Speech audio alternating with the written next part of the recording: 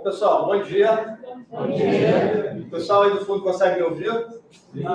A princípio a gente vai ficar sem o microfone. Se a voz for abaixando, só levantar a mão, gritar que a gente pega o microfone, tá? Bom dia, gente. Bom dia. Vou tentar falar alto, minha voz é um pouco baixa. Mas se tiver ruim, não estou ouvindo nada, aí eu dou uma gritada, tá bom?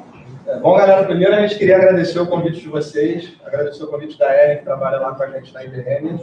A ideia aqui é trazer um pouquinho sobre esse conceito, que eu vou chamar de novo no mercado, mas que não é tão novo historicamente falando. A gente vai falar um pouquinho sobre isso, que é agilidade, ou ágil, ou lá no inglês, que é o agile.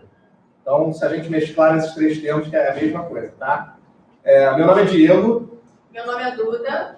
Eu trabalho na IBM. Eu trabalho há 15 anos na IBM. Dá para ver pelos grisalhos, né? Eu vou fazer 3 aninhos lá, se beber ainda. Mais ou menos, né? E o que nós somos, digamos assim, dentro da IBM? Temos uma função, digamos, formal, uma missão dentro de uma área. Por acaso com agilidade, implementando agilidade. Eu na minha área e a Duda na área dela. Só que...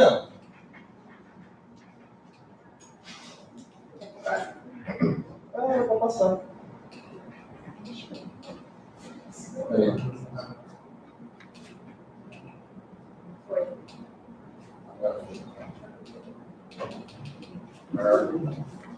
Será que... Acho que é o outro. Não? Acho que é o outro. Será que esse aqui vai... Eu acho que os dois estão... Não, tá. Vamos no... Eu vou na setinha. Na setinha para baixo. Não, mas ele só está indo para trás. Vai para frente. Vai.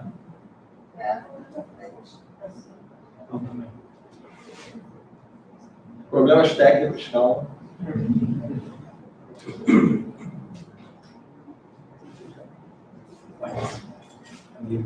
Bom, enquanto eu estou tentando resolver, deixa eu fazer uma pergunta aqui. Alguém já ouviu falar de agilidade? Ninguém? Uma pessoa. A Ellen não conta nesse caso. Já se inscrevi. Tá, 2 pessoas. Então tá bom. Tá. Só para avisar vocês, isso que a gente vai, essa apresentação que a gente vai trazer para vocês é justamente para quem realmente nunca ouviu falar, tá? Porque a gente vai bem, bem no conceito básico, a gente vai trazer um pouco da história. Então, e assim, mesmo para quem já ouviu falar alguma coisa, a gente também vai falar um pouquinho mais da aplicabilidade. Então, acho que vai atender todo mundo aqui legal, né, Diego? E aí onde eu estava, né, nós temos as nossas missões, temos uma função, mas ao mesmo tempo nós formamos um grupo internamente dentro da IBM que a gente chama de Agile Magic, o nome é legal, né? E a gente veio com essa missão de forma voluntária de disseminar um pouco de conhecimento sobre agilidade. Então somos pessoas que trabalhamos com isso, temos um pouco de conhecimento já sobre isso, temos um pouco desse traquejo de dar treinamentos, fazer palestras, etc. e tal, para disseminar conhecimentos de uma maneira geral. A gente trabalha com treinamento também interno dentro da IBM. Acabou de terminar um treinamento no departamento de mais de 200 pessoas. E aí é por isso que a gente está aqui. A Ellen convidou a gente, vocês estão com essa semana aqui super legal aqui com vocês. E a ideia é a gente falar um pouquinho, então, sobre isso, como Agile Magic. Bom, gente, vamos tentar não adiantar. Esse vídeo ele é muito legal, muito longo até, 10 minutos. A gente depois vai disponibilizar esse deck para vocês, então vocês vão poder assistir ele depois. São 10 minutos que introduzem muito bem o que a gente vai falar aqui. Vai falar um pouco das gerações X, Y e os milênios, né? E um pouco do que a gente está acostumado a esperar do mundo. E a gente vai relacionar um pouco disso com a agilidade.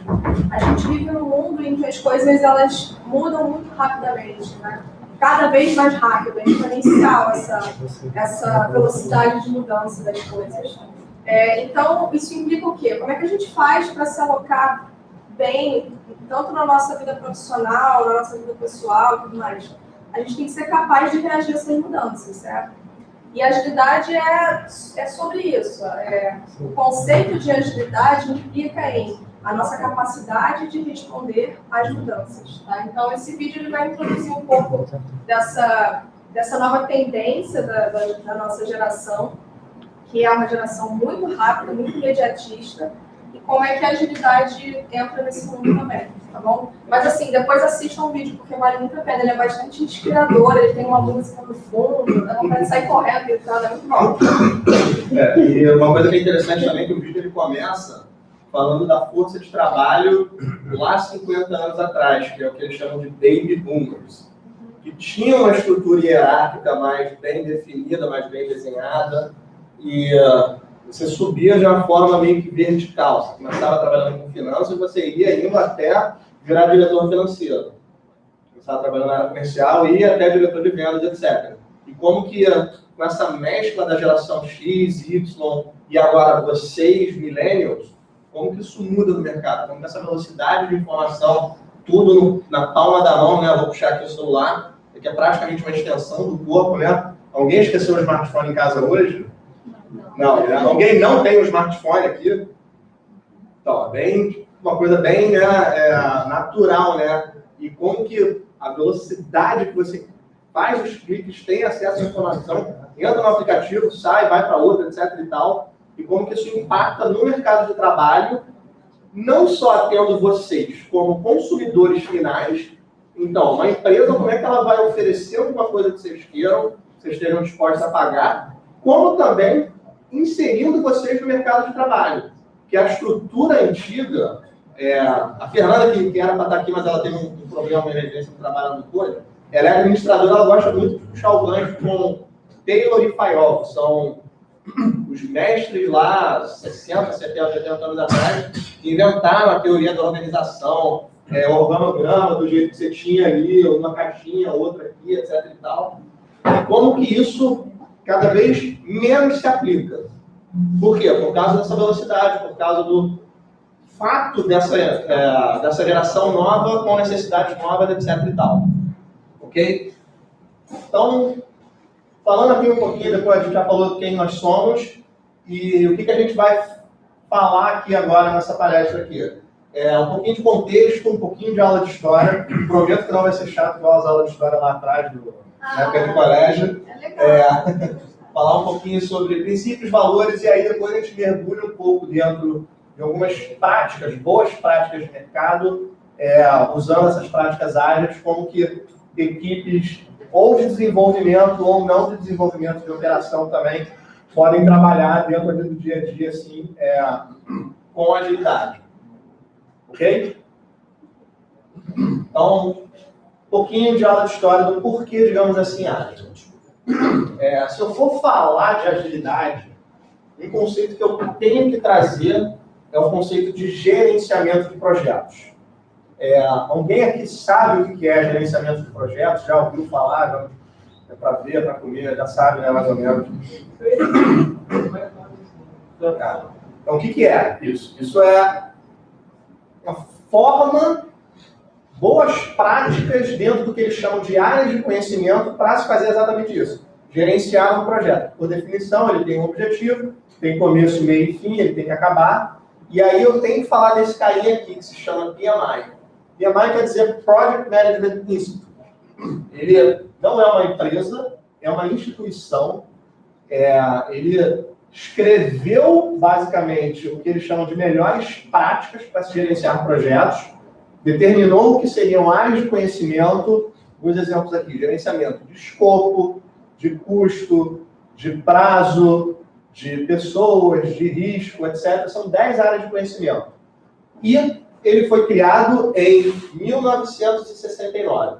Então, já tem um tempinho. E aí você começa a pensar, tá, vamos gerenciar projetos nos anos 70, nos anos 80. O que a gente tinha de projeto naquela época? A gente tinha Fordismo, então, setor automotivo. A gente tinha fábrica, então, bem chão de fábrica mesmo. Vocês aí, milênios, eu não sei se vocês vão saber, mas tem um filme muito conhecido, muito famoso, Tempos Modernos, de Charlie Chaplin. Ele fica ali, né, no Taylorismo e tal, linha de produção mesmo. E você tinha muita construção civil também, né? Tem até hoje, né, no caso. E esses três tipos, digamos assim, que eram os majoritários na época, projetos, eles tinham algumas coisas em comum que faziam sentido na época. Então, por exemplo, você só tinha entrega tangível. Uma mesa, um prédio, um carro, etc. e tal. Com isso, você ter essas entregas tangíveis, tinha-se a necessidade, na época, de você gastar muito tempo no começo de um projeto, na fase de inicialização, de planejamento do projeto. Você não chega a sai fazendo as coisas. Tem que, pelo menos, ter um mínimo de planejamento. O que você quer, como você quer, etc. e tal. E aí, nessa parte de pré-requisitos, de definição do que vai ser feito, do começo ao fim, ele era toda revisado no início do projeto. Para quê? Para que você não tivesse muita flexibilidade, digamos assim, para mudança durante o projeto. Por quê? Porque é uma coisa tangível, era muito difícil de você mudar. Se você está fazendo aqui uma linha de produção, você faz 100 carros por dia, se um cara pede ar-condicionado no carro, ele ferra aquela linha de produção inteira, porque os outros 99 vão parar até você botar o ar-condicionado, aí você volta. Você sobe o primeiro andar do prédio, o cliente olha pro, pô, não gostei, derruba aí, bota o banheiro do outro lado. Também não era uma coisa muito plausível. Então, a necessidade do mercado era que você tinha que planejar muito, olhar muito para requisito, inclusive amarrar ali no teu contrato comercial com o cliente, porque se você quiser mudar, você vai precisar, cara, da figurinha autografada da Copa de 82 do Tostão, 10 milhões de reais para mudar um pingo ali, etc e tal, que era exatamente para você não ter isso. Você tinha um comitê de mudança de projeto, todo mundo tinha que analisar, aprovar, etc e tal. Em resumo, não se via muito isso, ok? E aí isso foi funcionando muito bem, anos 70, anos 80, chegando nos anos 90, o que a gente tem? Não, eu acho que tá bom. Tá. Vocês conseguem ver bem aqui ou precisa apagar essa luz aqui da frente? Faz um teste aí então, apaga aí, vamos ver. Olha, virou boate não, virou boate. Então, o que você começa a olhar no mercado em geral nos anos 90? Tá lá, para quem não sabe, a Apple antigamente era Macintosh, estava começando a fazer os computadorzinhos dela lá. Para quem não sabe, antes de ter o Windows, iOS, etc e tal, você tinha o DOS, você ficava ali, CD dos pontos, CD games, etc. Eu sempre fazia isso. E aí começa lá também, internet, você começa a virtualizar uma série de serviços que estavam gerando uma demanda, inclusive o mercado gerava essa demanda, todo mundo queria um computador em casa, pô, quem tinha internet então, era uau, pô, entrava lá depois de meia-noite do domingo, só pagava o primeiro curso, internet era discada, tá, gente, antigamente, né? Exatamente, E aí o que você começa a observar quando você começa a ter esse shift, digamos assim, de mercado, que é uma das revoluções industriais, inclusive, dentro da... Vou pegar a história aí da indústria. E aí, o que acontece? Quando você tem uma coisa não tangível, é muito mais fácil mudar. Eu não estou querendo chegar e dizer, não, pega, joga todo o tempo, trabalho fora do desenvolvedor, mas é muito mais fácil de mudar. É só o cara entrar, reescrever o código, às vezes tudo bem. Deleta tudo, faz tudo de novo, etc e tal. Só que também começou a se observar um outro conceito de mercado, que também é relativamente recente, que é esse carinha daqui, UX. É o quê? User Experience. Isso aqui eu acho que para vocês sabem até mais que eu disso, né? Eu não sou desenvolvedor, mas o conceito que você está constantemente buscando o feedback do cliente para quê? Para entregar exatamente o que ele quer. E aí, só voltando no conceito de gerenciamento de projeto clássico, tradicional, existe uma regra básica. O cliente sabe exatamente o que ele não quer depois que ele vê alguma coisa pronta. Isso é uma regra básica, tão básica quanto a gente dizer que o escopo do projeto vai mudar, dentro do que foi definido lá no começo. E aí, em 2001, né, no final dos anos 90 início dos anos 2000, tinha uma galera já trabalhando com TI que eles estavam observando, cara, se eu for implementar um sistema numa empresa, sei lá, um sistema de fiscal, contabilidade, etc e tal, usando essas práticas do PMI, eu gasto $1 milhão em um ano para chegar no final, a moeda do país mudou. Então pega, joga fora aquele sistema. Isso aconteceu, né? Isso já aconteceu na IBM, inclusive. Mudou a moeda lá no país aí da América Latina, o cara pegou o sistema e jogou fora. Foi todo baseado naquela moeda até entregar E aí, o que esses caras começaram a pensar? Vamos dar uma resposta para o mercado tentando satisfazer o que o mercado quer. E aí surgiu o que a gente vai olhar daqui a pouquinho, que é o Manifesto Ágil, que é exatamente essa resposta, no começo, digamos ali, para o seu propósito, uma resposta única e exclusiva para a TI, para desenvolvimento de software, de sistema. É o mundo que a gente vive hoje, aplicativo, etc. e tal. E aí, o que são esses princípios, digamos assim, dentro do que foi chamado Manifesto Ágil para desenvolvimento de software? O que eles chegam como resposta? Indivíduos e interações sobre processos e ferramentas. O que isso quer dizer? Que muitas vezes uma empresa ela se burocratiza de maneira desnecessária. Um exemplo por exemplo, eu trabalho com processo, eu defino os processos de uma área, ela é analista nessa área. Ela precisa entender um processo. Ela vem dia 31 de dezembro, fechamento de ano, o sistema vai cair, precisa fechar o número, etc. e tal. Ela, como é que eu faço tal processo? Aí eu chego para ela, olha lá dentro da Wiki, não sei o que, na página 3, versículo 4, você entra, se loga, bota a tua senha, depois você vai para outra plataforma, etc e tal, e ela com o relógio ticando. Não, cara, vem, fala comigo, eu te ajudo, e a gente resolve o problema quanto antes. Não estão dizendo que processos e ferramentas seriam eliminadas. Não, ele diz que pessoas e interações sobre processos e ferramentas. A interação humana, ela tem muito valor dentro do mercado, dentro das empresas hoje, seguindo essas práticas. Segundo, você pode substituir o sobre por mais que, o maior que. Tá? Então, mostra como a gente valoriza um pouco mais o lado esquerdo perto do lado direito. Vocês provavelmente não vão conseguir ler, mas é justamente o que o Diego está falando aí pra gente. O segundo que é software funcionando sobre documentação compreensível. Então, cara, você vai ficar escrevendo a documentação, mas o bendito lá não funciona. Então, a ideia e principalmente quando você não está criando algo novo, você pega uma coisa lá, 1.0 vai fazer um 1.1, 1.5. Faz a coisa funcionar primeiro, depois documenta baseado naquilo. Ou então, quando você vai tentar mudar alguma coisa, até saindo de TI, indo para o processo. Por que a gente faz isso assim? Porque sempre vai feito assim. Cara, eu acho que essa é a pior resposta que também pode dar. Não saber por quê, ou então não estar flexível a mudar, fazer o negócio funcionar, porque existe uma documentação por trás que te pede. Só a documentação, mais nada.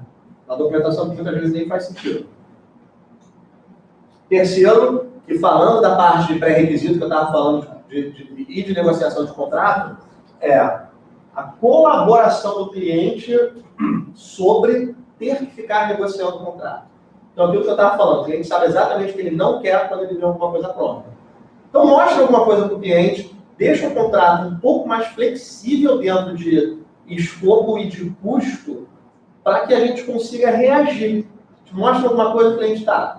Eu não quero isso, tá bom, já estamos melhor que a gente estava antes.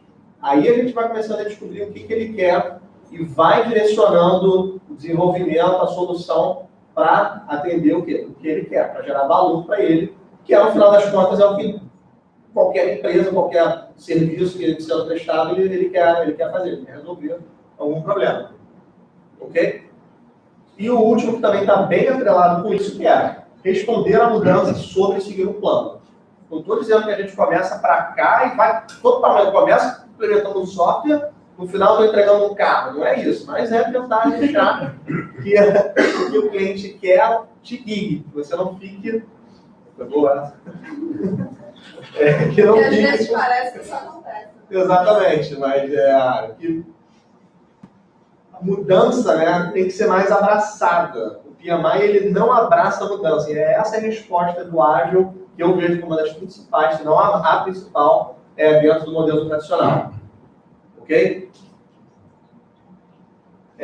O case WhatsApp, eu acho, alguém aqui não sabe o que é o WhatsApp? Tá. O case WhatsApp, ele é só para, de uma certa forma, demonstrar como que a agilidade funciona. E aí eu só tenho aqui, isso até é interessante, porque o WhatsApp ele nasceu em 2009, então ele não tem nem 10 anos de idade, ele tem 9 anos de idade. Quando ele começou, cara, era só texto, não tinha nem emoji tinha que lá, botador, pontinho, parênteses, e ele tinha criptografia zero, diga-se de passagem. Então, para tu entrar, hackear, ver conversa todo mundo, é porque lá em 2009 os hackers também não eram tão espertos quanto hoje.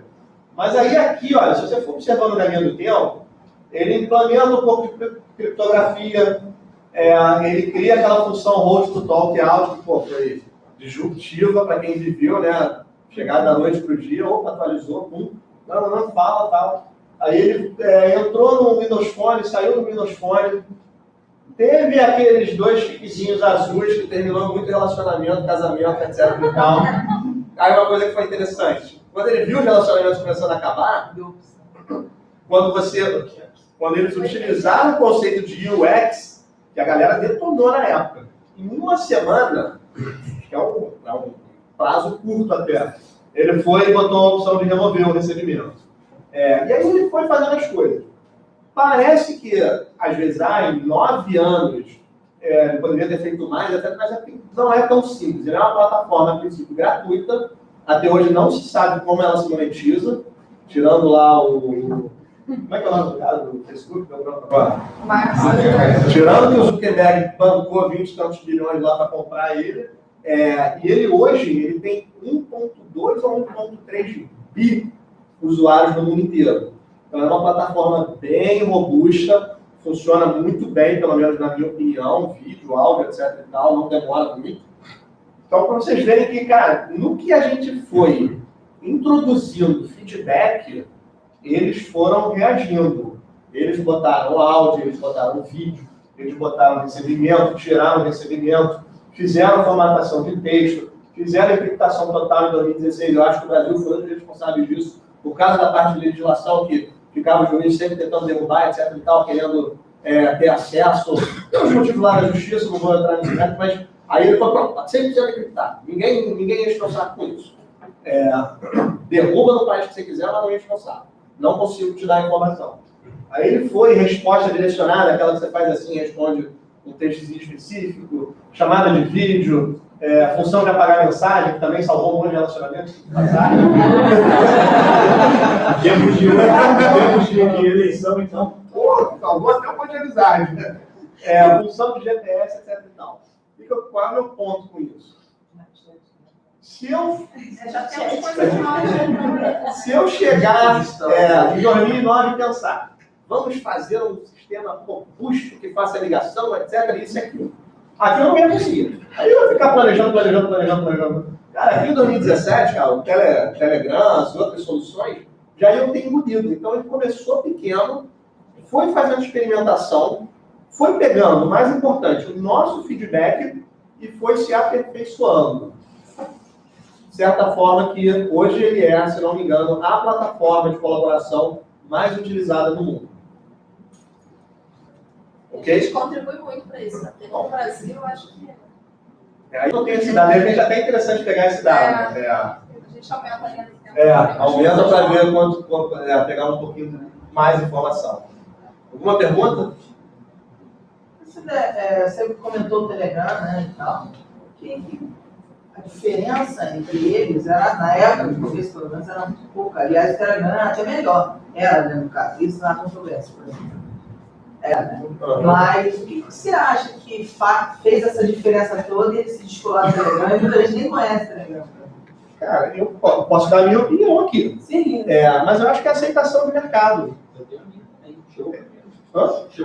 Chegou primeiro, é a aceitação do mercado. São as duas coisas.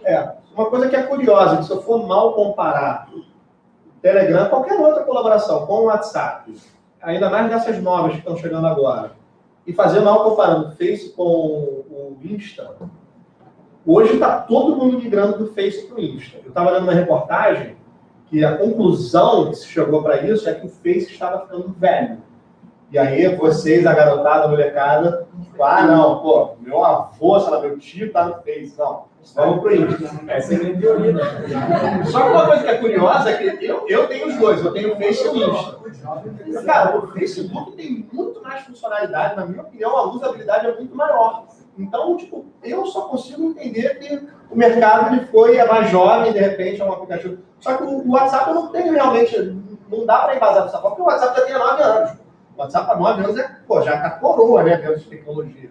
Então, não sei, aceitação de mercado. Essa questão do user experience, gente, a gente, enquanto grupo, enquanto uma massa, a gente tem uma voz forte, né? Então, pode falar. Assim, na minha opinião, eu acho que o grande sucesso, assim, comparando entre eu e os meus amigos, assim, o sucesso do WhatsApp é a facilidade que você tem para conversar com ele, a rapidez, assim, é muito simples de você usar e é rápido. Você colocou para ali, a pessoa já viu, já respondeu, você consegue ter uma intensidade enorme de velocidade de conversa. O fato é, em 2009, acho que é mais ou menos a sua pergunta, com a opção de ter o Telegram e o WhatsApp, por que das pessoas, talvez naquela época o Telegram fosse até melhor e oferecesse um serviço melhor, na sua opinião, mas na opinião da maioria das pessoas, não foi assim que aconteceu. Então, é uma combinação de o momento que você está ali presente, colocando a cara a tapa, no caso o WhatsApp, entrando no mercado, e a aceitação das pessoas. Então,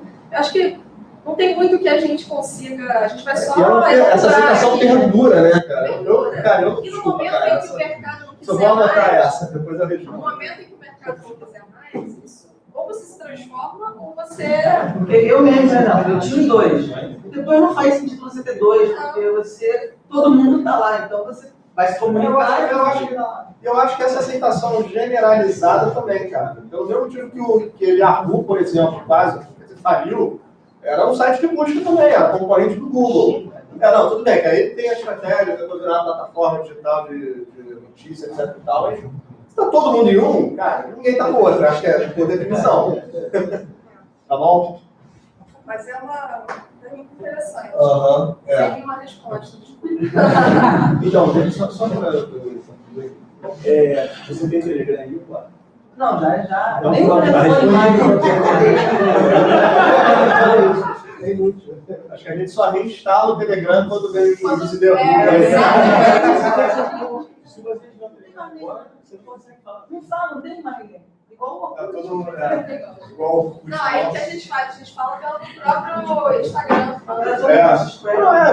O Messenger do Facebook faz a mesma coisa. É o mesmo nome, inclusive. Cara, a gente usa o Messenger do Facebook, até que usa mais ou menos. E esse é muito não tem o número da pessoa, mas... Você falou que não sabe como é que ele ganha grana, eu também não sei como é que ele ganha grana, mas eu sei como é que ele não deixa o Facebook perder. É por isso que ele compra. Pode ser. Pode ter sido também. São alguns milhões, mas pode ter sido. E aí, isso aqui é só um caso. Isso aqui é uma empresa pura, TI, né? Comunicação, colaboração nas plataformas digital. Aí a gente tem outros casos aqui, só para vocês ficarem sabendo, de empresas que estão implementando ou já implementaram agilidade também. BM, né? Óbvio, né? A gente, né? Microsoft é a empresa com mais de 100 funcionários, começou a jornada já há mais tempo que a IBM ainda não terminou, digamos assim, a transformação inteira, total, completa. Vai sair um artigo na Forbes, depois até a gente pode acrescentar, falando sobre a transformação ágil da Microsoft. Eles já estão bem avançados, mas eles têm muitos desafios pela frente. E aqui outras empresas também, que é curioso, porque se você for parar para pensar em termos de indústria, eu quero dizer, telecom, varejo, automotivo, etc e tal, a gente tem empresas que o core delas, o negócio delas, virou uma TI. Netflix, a Stone, PagSeguro, Nubank, não sei se vocês devem conhecer o Nubank, 99, elas têm outras soluções. Só que, cara, agora com essa transformação digital, essa barreira de indústria ela foi completamente quebrada e a parte de tecnologia faz parte direto. E todas estão com agilidade dentro delas, todas trabalham de forma ágil. Não é aquela hierarquia que eu falei lá de Taylor e Fayol, tem o CEO, os VPs, o gerente sênior, blá, blá, blá, coisa bem verticalizada, uma coisa bem mais horizontal.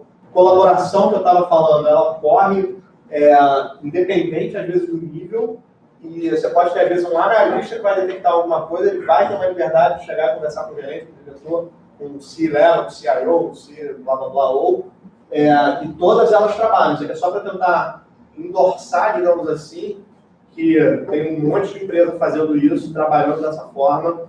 E, cara, se for olhar, pô, Spotify, Insta, tipo, são empresas que estão dando certo, que dão lucro. Ok?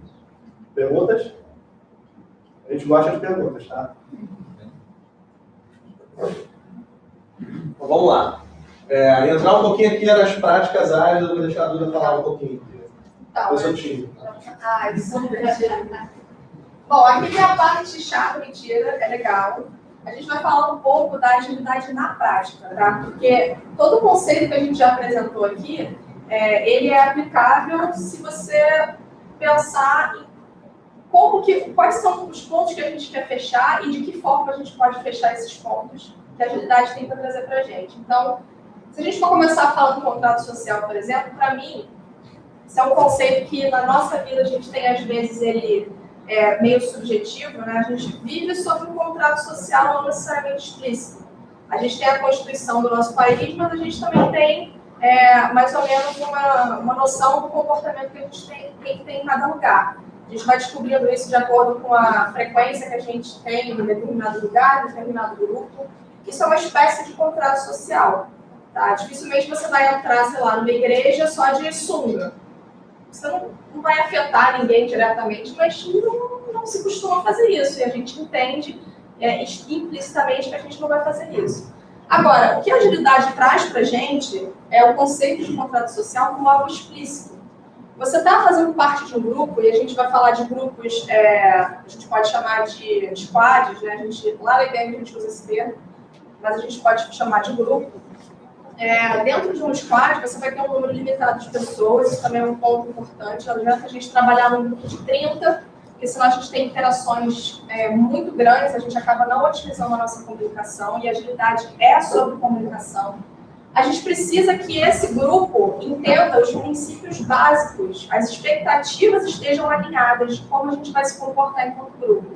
Então, assim, isso é mutável, tá? A gente, digamos que eu, Diego e mais 5 pessoas aqui formamos uma squad nova e a gente vai desenvolver um aplicativo e a gente não tem a menor ideia do que a gente vai fazer, a gente tem que falar com o nosso cliente e tudo mais, e a gente vai determinar como que a gente vai trabalhar junto.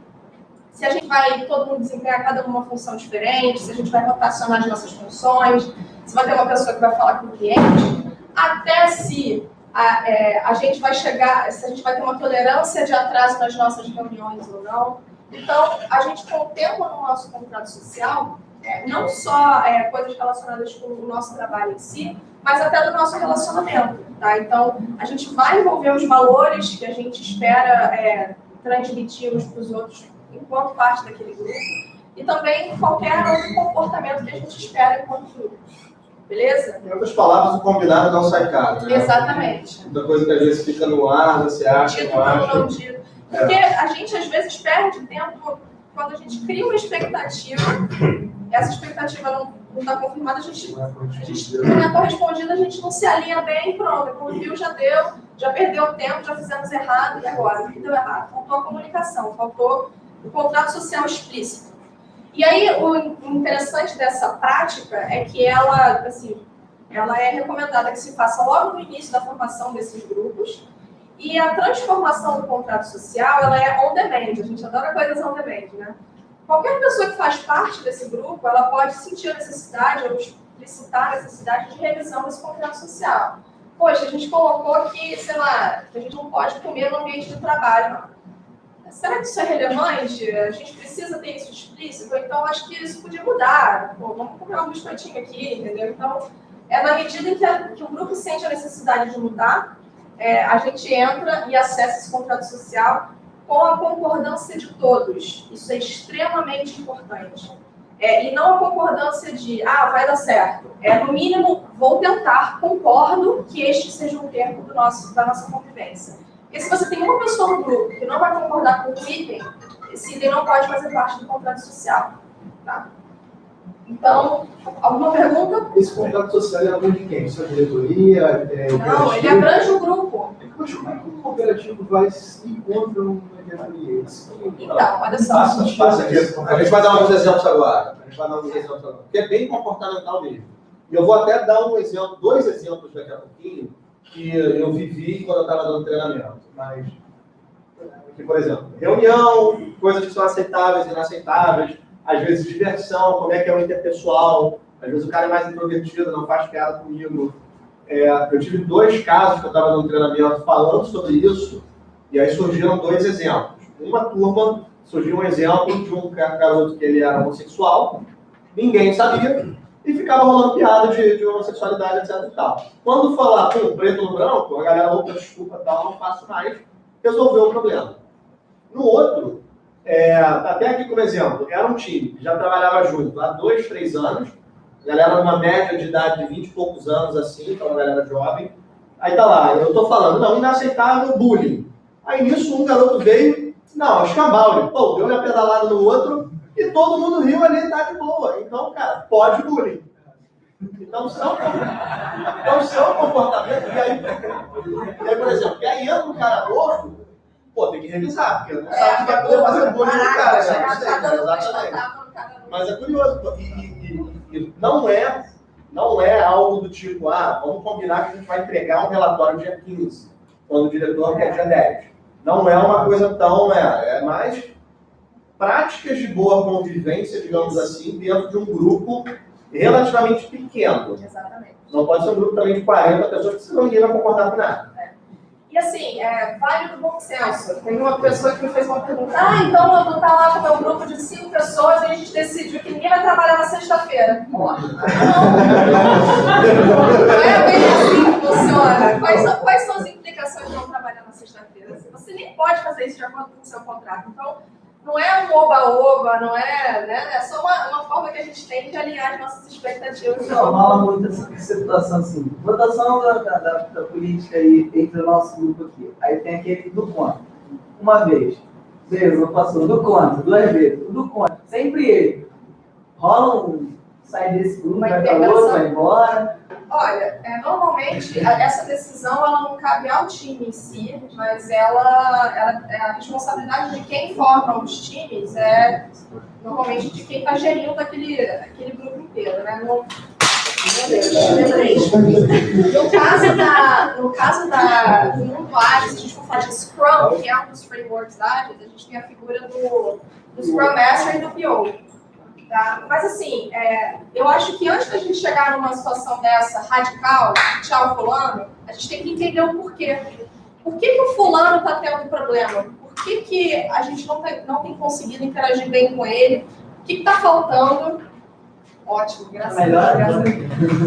Então, eu acho que vai variar de cada caso para cada caso. Então, mas acho que antes de uma decisão radical como essa, você precisa primeiro destrinchar o problema e tentar entender o porquê. Porque às vezes, se você tira esse cara desse time, você vai botar ele aonde? Será que ele vai ter o mesmo problema no outro time?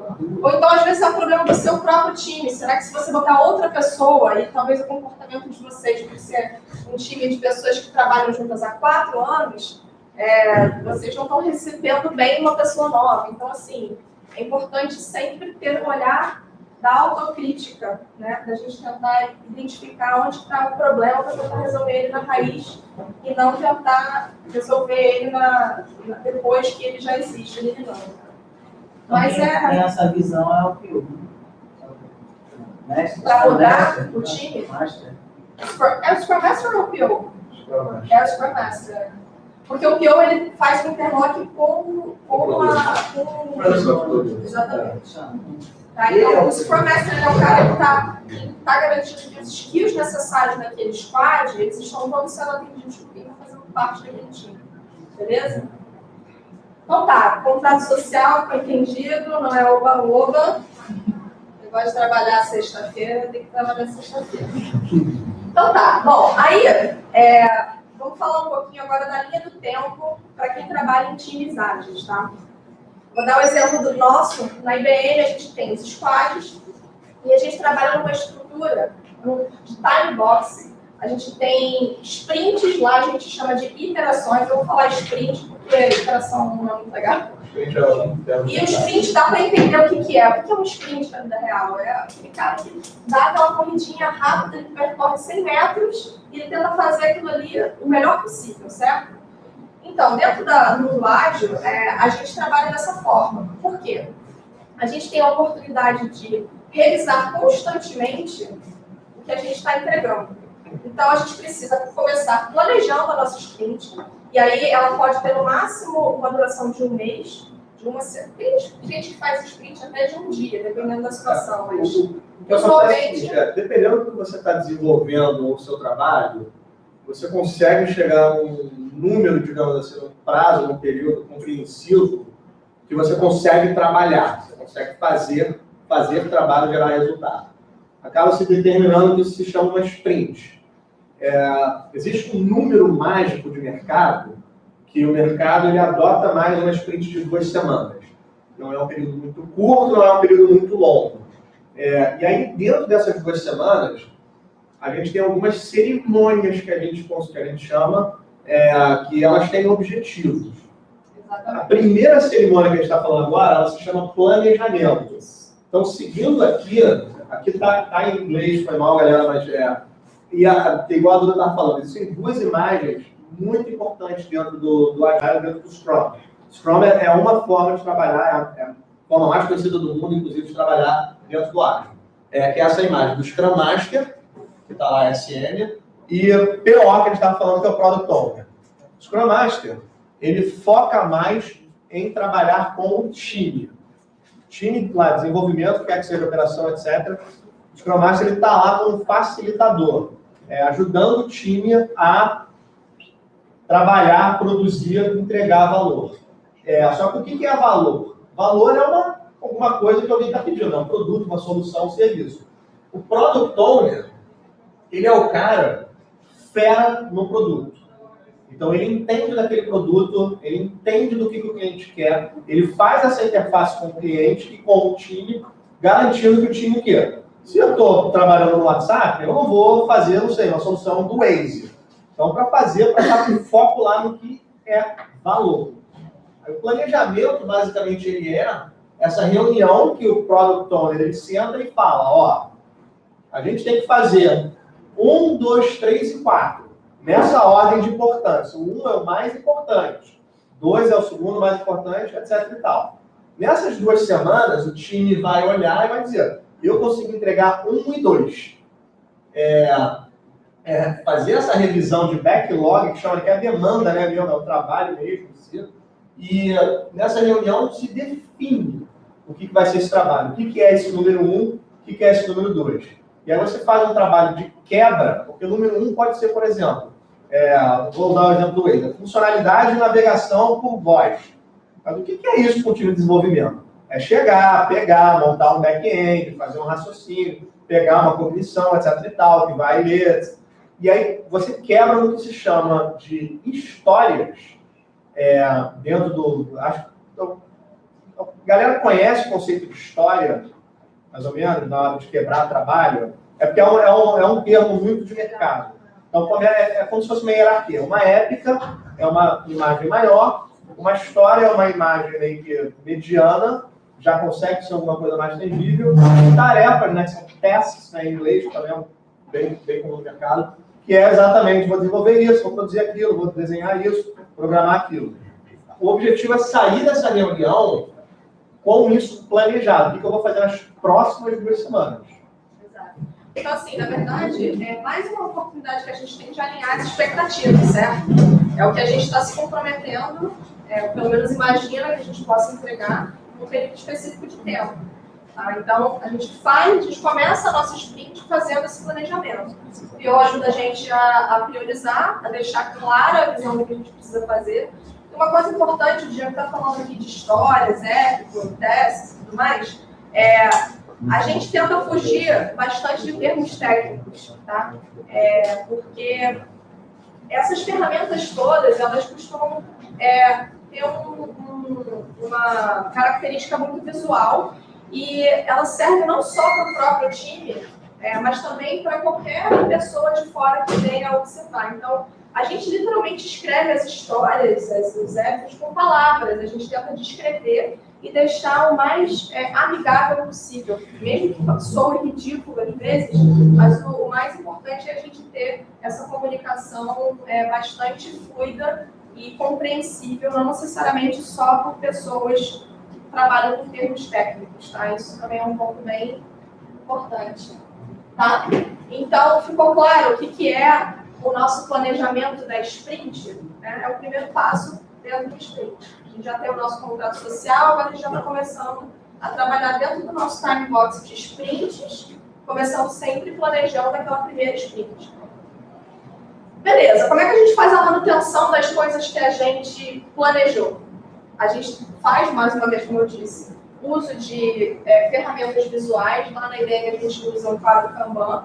A gente tem, não sei se tem aqui desenhado, mas não sei se alguém já viu, ele é um quadro com, pode ser no mínimo 3 colunas, onde na primeira coluna você tem informação, todos os pontos que a gente se planejou a fazer. Então tem uma coluna a fazer.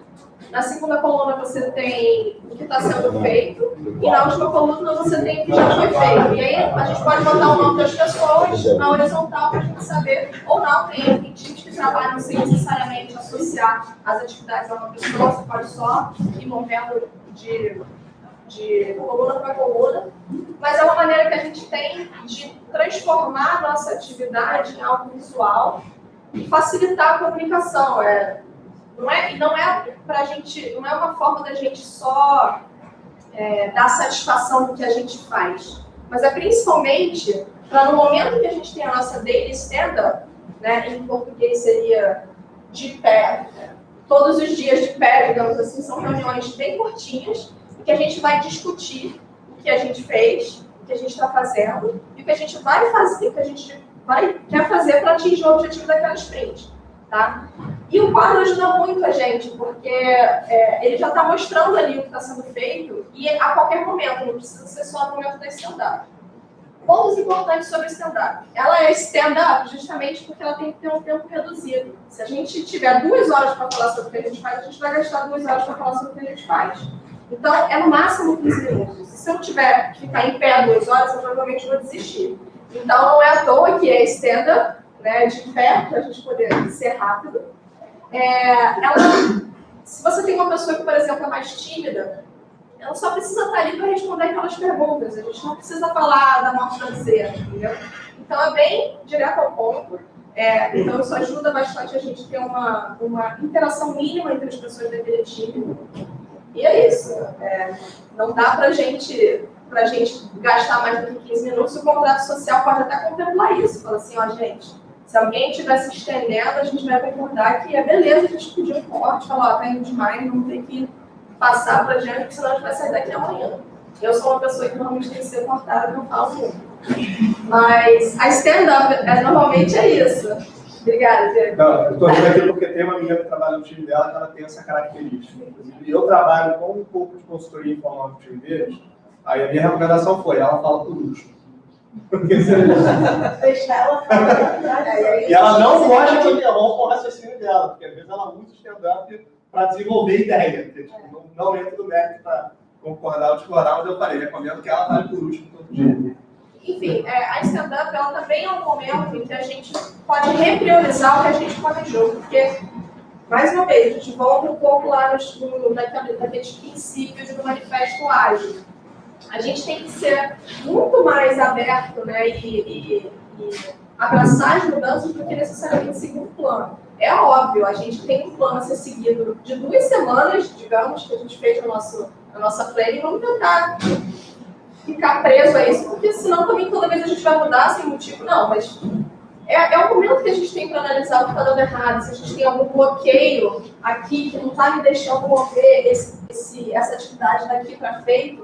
Como é que a gente trabalha isso? Será que a gente precisa unir esforços do nosso time, colocar todo mundo para trabalhar numa coisa só? Então, na stand-up, a gente tem esse momento de inspeção diária, que a gente tem como oportunidade de rever o que a gente tinha planejado lá no começo, mas sempre em vista de atingir aquele objetivo que a gente determinou lá na nossa planning, beleza? Porque, assim, uma coisa importante, o Diego falou do PO, que ajuda a gente a priorizar, mas quem executa é o time. E quem decide como executar é o time.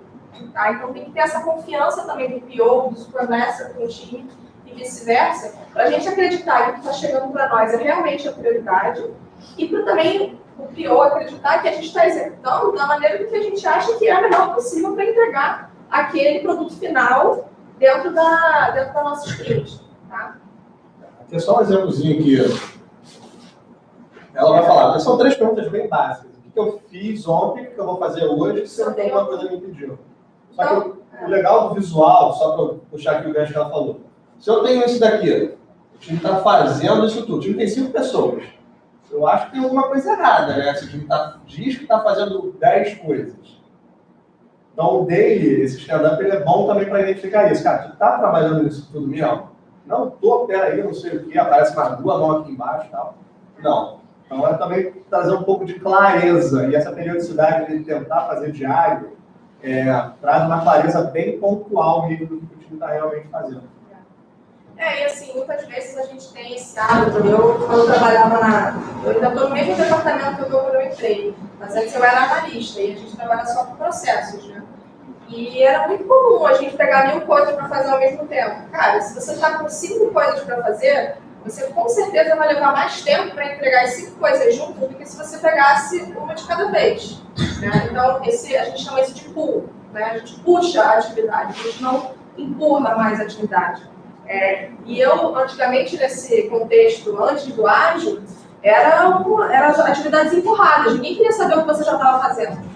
Só que você tem que fazer mais isso, tem que fazer mais isso, mais isso. Pô, aí vindo de várias pessoas diferentes, demandas diferentes, no fim das contas eu levava mais tempo para concluir todas aquelas atividades juntas do que se eu tivesse realmente priorizado, entregue cada uma de acordo com o valor que elas estão agregando. Tá? Então, isso que o Diego falou também é importante. E a visualização das atividades e a stand-up ajudam a gente a identificar esses gaps, esses erros e tentar corrigi-los. Bom, aí, para mim, essa é a parte que eu mais gosto, que é quando a gente lava a roupa suja. É um pouco disso também. Ah, não, desculpa, sprint review. É porque a gente chama... É verdade. Esse daqui é o nosso showcase. Desculpa. É porque lá no nosso framework a gente tem a aula um pouco trocada, mas a gente vai se ater ao que a gente está falando aqui. No meio, lá para o final da nossa sprint, a gente já tem mais ou menos alguma coisa pronta. E aí, o que a gente precisa fazer? Pô, o Diego mesmo falou, a gente precisa saber se tudo está de acordo com a expectativa do nosso cliente. Porque se não tiver, a gente tem que rever o que a gente está fazendo. Talvez o PO precise de uma ajudinha para interpretar as prioridades, talvez realmente o mercado tenha mudado e a gente tem que mudar a nossa estratégia de desenvolvimento. Então, esse é o momento que a gente leva para o nosso cliente, que a gente tem para ele ver e a gente coleta o feedback dele. Tá? E por que isso é importante? Porque a gente vai levar isso também para a nossa lavagem de roupa suja. Vai ser a retrospectiva que eu vou falar mais adiante. Mas esse daqui é o momento em que o time, junto com o PO, junto com o Scrum Master, tem um contato direto com o seu cliente e apresenta para ele o que já está pronto naquele momento. Tá? Lembram que eu falei sobre o PMI, ficar planejando muito tempo, executando muito tempo? Quando você faz essa quebra de tempo para um período de 2 semanas, vou usar 2 semanas que é o número mais utilizado no mercado, eu não espero 6 meses para mostrar alguma coisa para o cliente para ele dizer que não é o que ele quer. Eu faço isso em 2 semanas. Exatamente. O que eu ganho? Eu ganho uma oportunidade de corrigir uma coisa, de mudar um pouquinho, seguir lá aquele último princípio, aceita a mudança em vez de seguir um plano, muito mais cedo. Acho que essa que é a grande sacada do ágil. Quando você quebra esses ciclos, não é que no ágil você não planeja. É porque você planeja pequeno lá a cada 2 semanas. Você não chega a ficar 6 meses planejando para apresentar. Você planeja um pouquinho e executa. Aí pega esse feedback, usando esse feedback que você vai fazer no dia seguinte. Vai planejar de novo, sprint, 2 semanas. Sprint 1. 2 semanas depois, sprint 2. Sprint 3, sprint 4, sprint 40 e tanto, não sei o que, se pegar 4 semanas vezes 12, num ano, são 48, né? 48 sprints em um ano. Você está 1 ano trabalhando no negócio, sprint 40 e tanto, etc e tal. Cara, olha quanto de oportunidade você já teve para mostrar para o cliente, para ele dizer está no caminho certo, está no caminho errado, para você replanejar sempre. Acho que essa quebra, existe um conceito chamado PDCA, do gerenciamento de projeto tradicional, que é Plan, Do, Check e Act. que é exatamente você ficar nesse círculo de melhoria contínua. Aí eu vou dizer como é que ele é no PMI. Ele é um círculozão desse tamanho.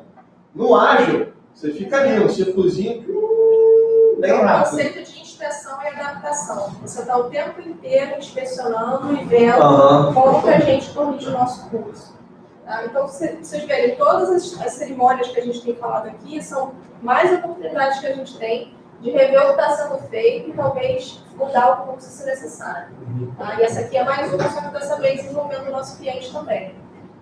E aí daqui, a gente no final da nossa interação, e aí essa é a parte que eu gosto mais, que é a retrospectiva, e é o momento em que a gente vai analisar enquanto time de desenvolvimento, é o momento do time, que leva em consideração o feedback que a gente tem do nosso cliente, a experiência que a gente teve naquela última interação, o resultado daquela interação, daquele sprint, e a gente define o que deu certo, o que não deu certo, se a gente tem alguma dúvida, alguma coisa que a gente não conseguiu a resposta durante aqueles dias e tem sido um problema, e se a gente tem ideias novas para levar para uma próxima sprint. Então, esse é o momento em que a gente literalmente coloca um espelho na frente do nosso time e define, cara, o que a gente pode mudar? E assim, pode ter certeza, sempre tem alguma coisa que a gente pode mudar.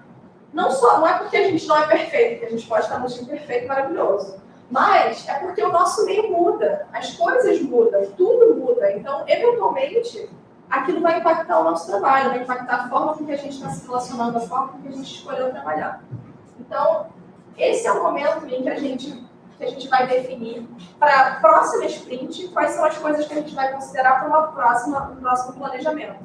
Então, vocês veem, é um ciclo contínuo, que ele se autoalimenta. Você começa planejando, você faz as interações,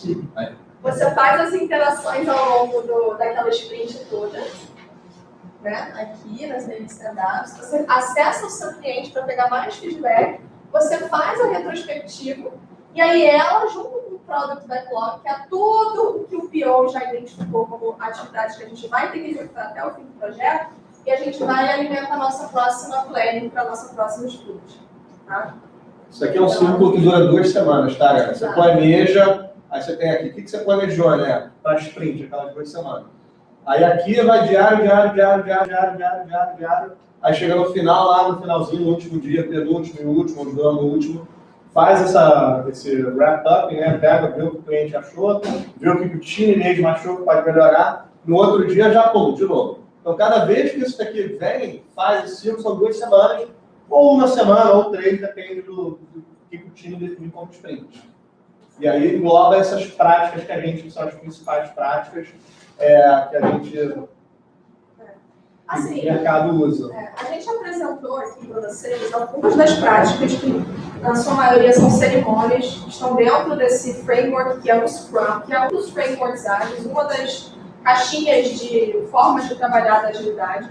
No caso da IBM, a gente tem o nosso próprio framework, que é o Accelerate, que é bem parecido com o Scrum, só que ele tem algumas coisas diferentes, a ordem das cerimônias acontece em momentos diferentes, mas no mercado você tem várias maneiras de aplicar o ágil, tá? A gente só quis apresentar para vocês aqui, talvez as mais básicas e as mais aplicáveis por aí. E como o Diego falou, hoje a gente vê a agilidade aplicável em vários ambientes, não precisa ser um ambiente só de desenvolvimento de software. Eu estive participo bastante, Diego também, dessas palestras, desses eventos sobre agilidade, a gente vê muitos exemplos. Meetup, tá, galera? É um site, um aplicativo, eu recomendo. Tá? Meetup. Depois a gente grupo de compartilhar. interesse, marca, Se tiver um aluno igual a gente que não tem o que fazer, aí a gente vai para o centro da cidade, para uma sala, discutir sobre os nossos problemas de agilidade, é bem legal. E aí eu já tive exemplos, por exemplo, de agilidade sendo implementada naquela palestra do evento O cara, ele era um médico da rede DOR, do Caxias DOR, e ele implementou a agilidade na emergência do Caxias DOR, na triagem e tudo mais. Pô, o cara fez um maior sucesso, porque ninguém imaginava. Pô, mas isso é desenvolvimento de software. Não, o cara fez um negócio na emergência do Caxias DOR, e ele teve um super resultado positivo, sabe? Então, a gente tem que... A agilidade, ela implica isso, a criatividade. Aonde que a gente pode aplicar? Porque tudo é passível de melhoria. Inspeção e adaptação, isso é aplicável na nossa vida. A gente tem uma amiga que ela aplica isso na casa dela, com os filhos dela, parece coisa de doido. Mas ela faz a planning com os filhos, ela tem 3 filhos. Tem um negocinho aqui, cada filho tem que arrumar cama, escovar dente, fazer dever. Eles planejam o fim de semana, aí chega no fim da semana, vamos fazer uma retrospectiva aqui. Acho que o Major tem 3, 5 e 12, né? Eu acho que é 3, 8 ou 9. Deixa eu chegar no 16, pessoal. Por enquanto tá dando certo. E assim, é uma maneira que você tem, talvez, se a gente pegar o caso da família, da gente mostrar que a gente está acessando aqui as nossas vontades, as nossas prioridades, estamos tendo a oportunidade de planejar, de dizer como a gente se sente, como pode reclamar, entendeu? Só com 16 anos não quiser participar, beleza, mas ela também não vai reclamar. Tá pesado. Mas, enfim, isso só para mostrar que a aplicabilidade desse, a gente chama de, eu gosto de chamar de cultura, é um mindset. A agilidade, ela não é a prática, ela é o mindset, ela é a nossa forma de pensar. A gente conseguir pensar de uma maneira que tudo é revisável, a gente pode melhorar, e a gente tem que estar sempre buscando acessar a execução do que a gente está na nossa vida também, para ver aonde que a gente pode melhorar. Tá? Então, e reagir às mudanças que estão por aí. Não adianta a gente viver em negação, porque as coisas mudam o tempo todo. Tá? A gente tem uma atividade, mas a gente não está com as bolinhas e a gente já está com o tempo curto.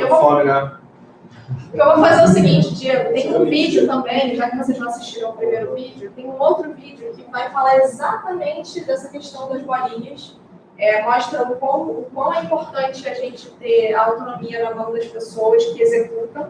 Tá? Então, a gente pode acrescentar esse vídeo também, a gente pode assistir depois. Eu vou roubar aqui, eu vou fazer spoiler.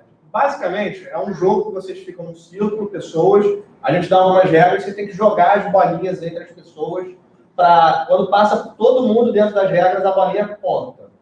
E eu dou muito pouco tempo para vocês conversarem entre si, para planejar, e dou um tempinho para vocês executarem. Da primeira vez, cara, sempre sai ruim. Tá? Uma bolinha, quando sai, 2, não sei. E aí, quando eu dou a segunda interação para vocês replanejarem, vocês já estão mais safos, já sabem como fazer, etc e tal. Segunda vez, você já dá muito mais bolinha. Aí eu faço isso uma terceira vez. Na terceira, vocês já estão tranquilos, o planejamento lá é rapidinho e tal, porque eu só dou 20 segundos para planejar. Então, não dá. A verdade é que não dá. Vocês têm que me respeitar, que na primeira vez não é para dar. Aí na segunda vez já dá melhor, da terceira vez vocês já estão... E a ideia é sprint 1, sprint 2, sprint 3. Com as oportunidades de você quebrar em ciclos menores, 3 ciclinhos, vocês aprendem. Se eu desse um ciclozão só, eu faço 3 planejamentos de 20 segundos. 20, 40, 60. Se eu desse um planejamento de 1 minuto, vocês fizerem, executassem tudo uma vez depois, vocês não iam ter tantas quanto a soma dos 3. Então, a ideia é usar esse exemplo lúdico para provar que as quebras, elas te dão a oportunidade de replanejar e vocês conseguem aumentar a produtividade com o passar do tempo. Exato. Ao invés de esperar até o final para ver que podia ter feito mais, podia ter feito melhor, podia ter feito, às vezes você não consegue fazer. Tem um outro conceito que é interação sobre perfeição. E se a gente for traduzir para o português, é o ótimo inimigo do bom. A gente fica, às vezes, ali querendo chegar num produto perfeito, numa solução perfeita, enquanto que, cara, vai chegar lá na hora de entregar o perfeito e o perfeito não é mais necessário, entendeu? Ou então a gente não vai nem conseguir entregar. Então, não adianta a gente querer ter o perfeito. Vamos tentar entregar o valor mínimo das coisas para a gente já, em cima daquilo, conseguir trabalhar nos detalhes, digamos assim.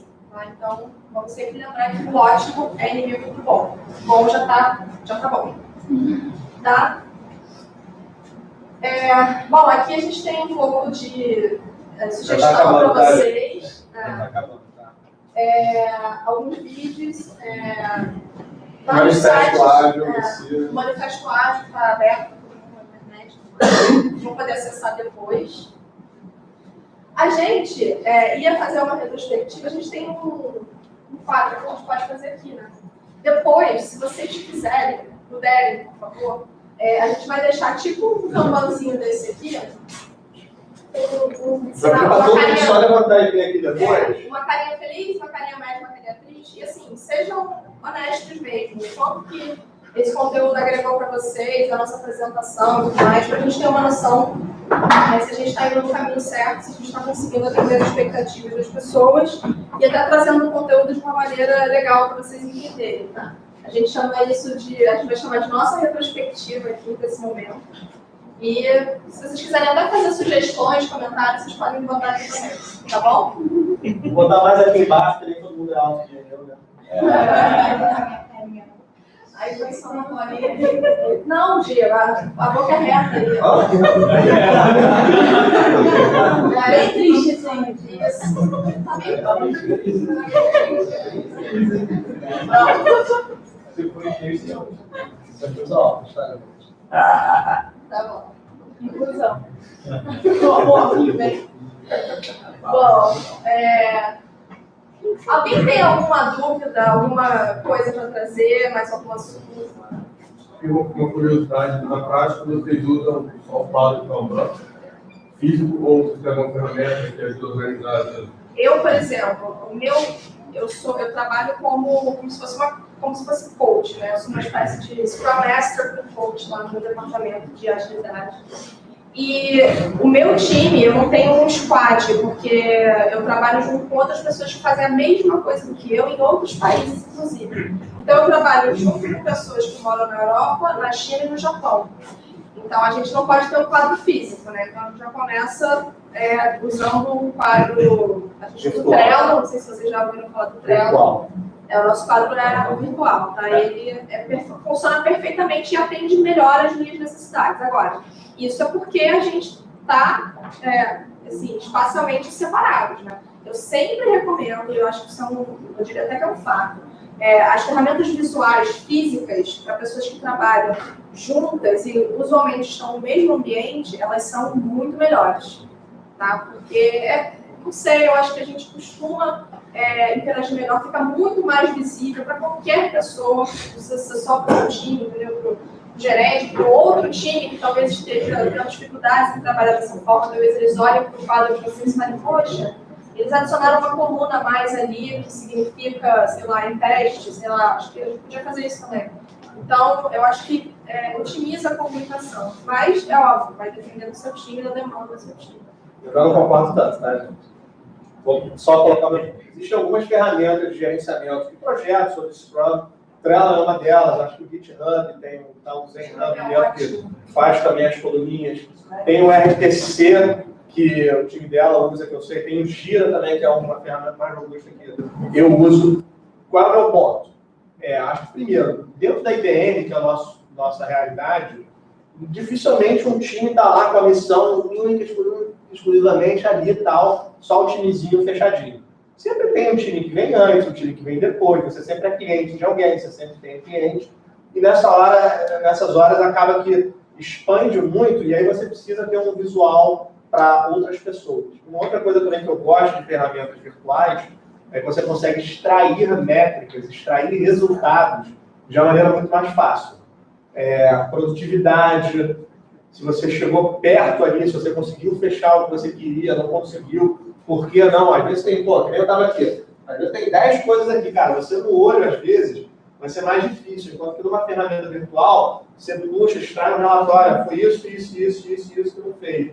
Aí você já está lá, como joga no Excel, posta um e-mail para a galera e pergunta por que não terminou. Muito mais fácil que eu chegar, pegar, ter que olhar, teclar de um por um. Acho que por esse motivo eu tendo mais para ferramentas virtuais. Alguém falou do Slack?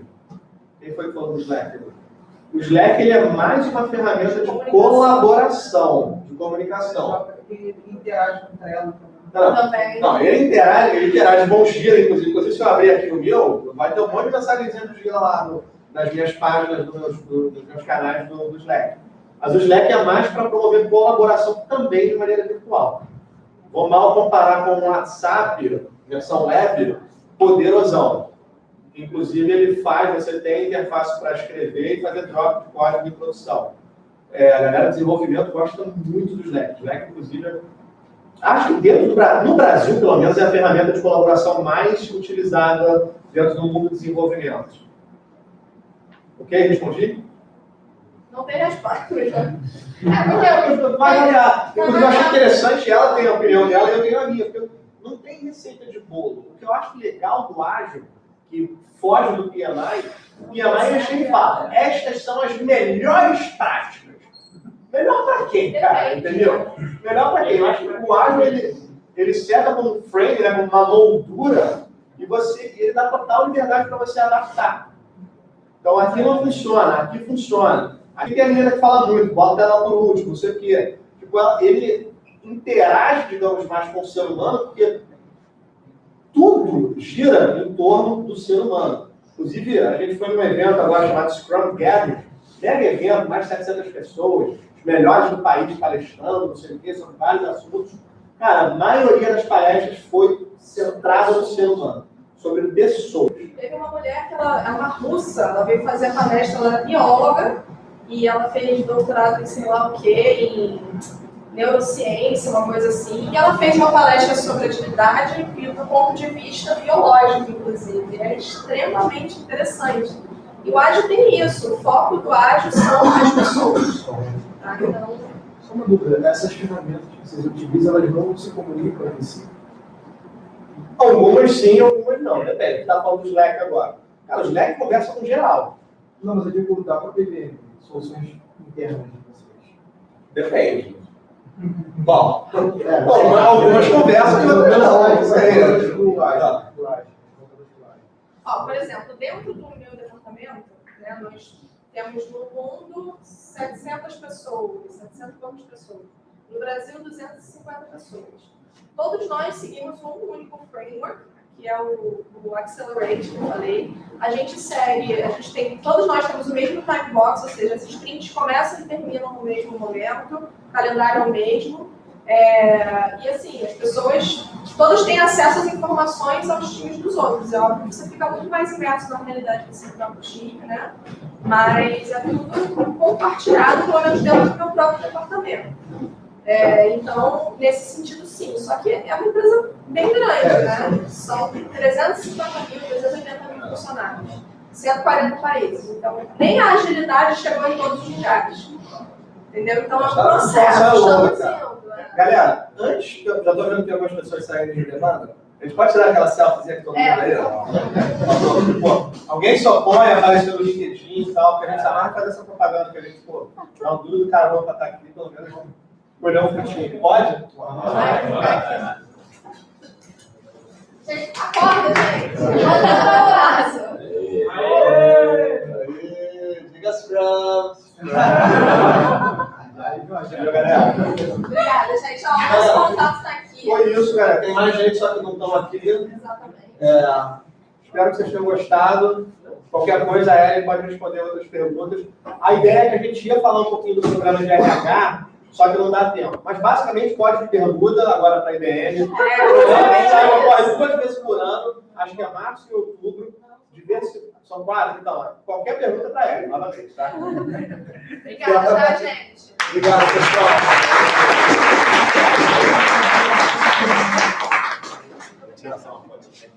Vamos fazer junto, né? Esse é o jogo. Gente, por favor, vem.